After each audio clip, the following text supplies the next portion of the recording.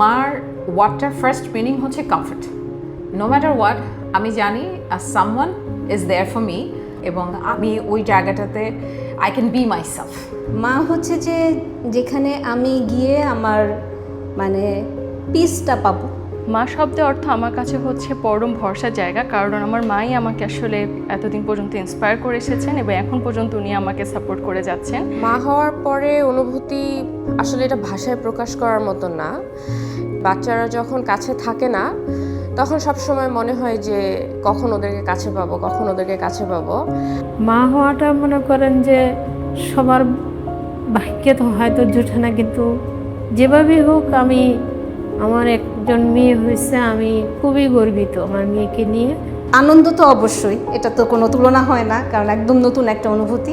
আমার কাছে মনে হয় মা হওয়ার পরে আমি আরও বেশি দায়িত্ববান হয়েছি।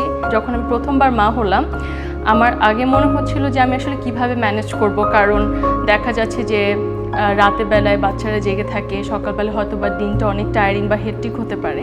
আসলে মা হওয়ার পরে লাইফটা এতটাই বদলে যায়, এভরিথিং ইজ নিউ, অ্যান্ড আসলে আমাদেরকে কেউই প্রিপেয়ার করে না for motherhood.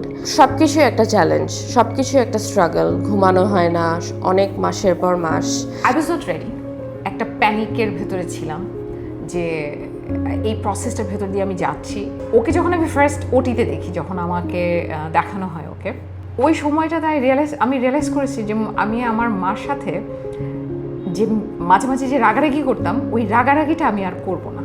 That was the biggest change আমার লাইফে এসছে।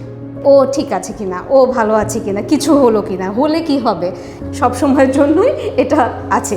তখন আমি অন্যরকমই একটা জীবন ফিল করছি যে এটাই আমার সবচেয়ে বড় জিনিস পাওয়া। আমি আল্লাহর কাছে এটাই আমি পাইছি, এটুকুই আল্লাহর কাছে হাজার হাজার শুকরিয়া। আমার যেটা মনে হয় সব ওয়ার্কিং মাদারদের সবচেয়ে বেশি যে সমস্যাটা হয় সেটা হচ্ছে তার মধ্যে একটা গিল্টি ফিলিংস কাজ করে, যে আমি সারাদিন আমার বাচ্চাটাকে সময় দিতে পারছি না।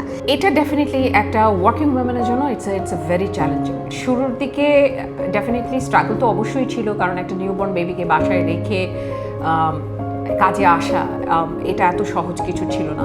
ফর আ ওয়ার্কিং মাদার সবচেয়ে বড় স্ট্রাগল হচ্ছে খুব রিলায়েবল অ্যান্ড ডিপেন্ডেবল কাউকে খুঁজে পাওয়া, যে can be your helping hand or your family member, যার কাছে বাচ্চাগুলোকে একটা খুব লম্বা সময়ের জন্য নিশ্চিন্তে রেখে আসা যায়।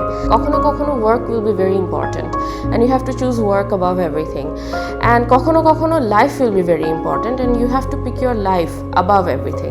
আমার আগে মনে হচ্ছিল যে আমি হয়তো বা পারবো না, কেরিয়ারটা হয়তো বা কন্টিনিউ করতে পারবো না। পারিবারিক দিক থেকেও যেরকম আমাদের সাপোর্ট দরকার, আমাদের হচ্ছে কোম্পানি সাইড থেকেও সাপোর্টটা প্রয়োজন। ওরকম একটা রিলেশনশিপ সবার সাথে থাকতে হবে, সাপোর্ট সিস্টেম বিল্ড করতে হবে। মা ছিল বলেই লাইফটা অনেক সহজ আমার জন্য। আমি বলি এখনও আমার জন্য লাইফটা অনেক সহজ, বিকজ আমার মা আছেন দেখে। আজকে আমি যে জায়গাটাতে বসে কথা বলছি, এটার পিছে আমার মায়ের কন্ট্রিবিউশনটা সবচেয়ে বেশি।